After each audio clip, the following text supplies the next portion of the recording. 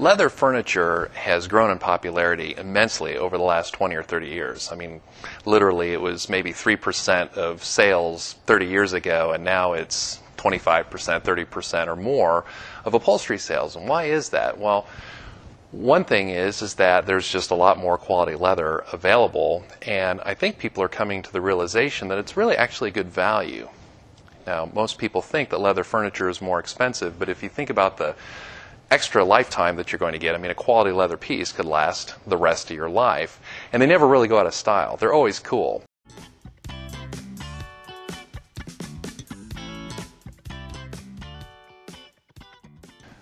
But how do I spend my money on leather? The price ranges are ridiculous, and I will tell you, you got to be really careful.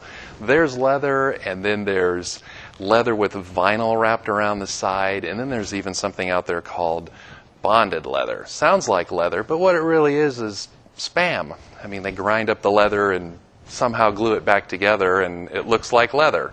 So you have to be really careful, because you could spend a lot of money and not have a very good product. If you're going to bother to buy leather, you got to get top grain. I mean, unless you're buying it for a first-year college student or something and you just don't care, go ahead and get the spam. For your house, you need top grain. It doesn't necessarily mean it's going to break the bank, but just as a little illustration, think of your own skin. Top grain is the outer layer of skin. When you get a blister and you get to that second layer of skin, you know how tender it is? That's exactly the way leather works. And they will take the cowhide, and the top grain is the outer layer, and then a lot of people are using what they call splits. That's the next layer down. It's just not as durable, and it's not as interesting either. Why does that matter to you? Well, this is personal experience.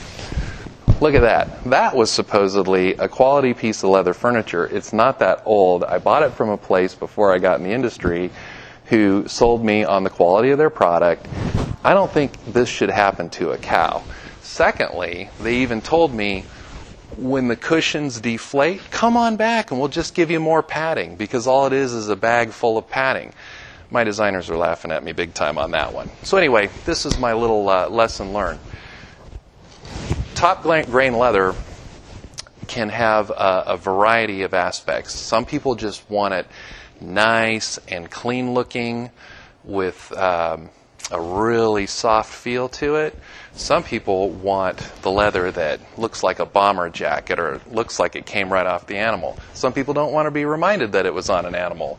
I personally think if you can get a piece of leather furniture with a brand or a scratch from barbed wire or bug bites, I think that's cool. But that's not for everybody.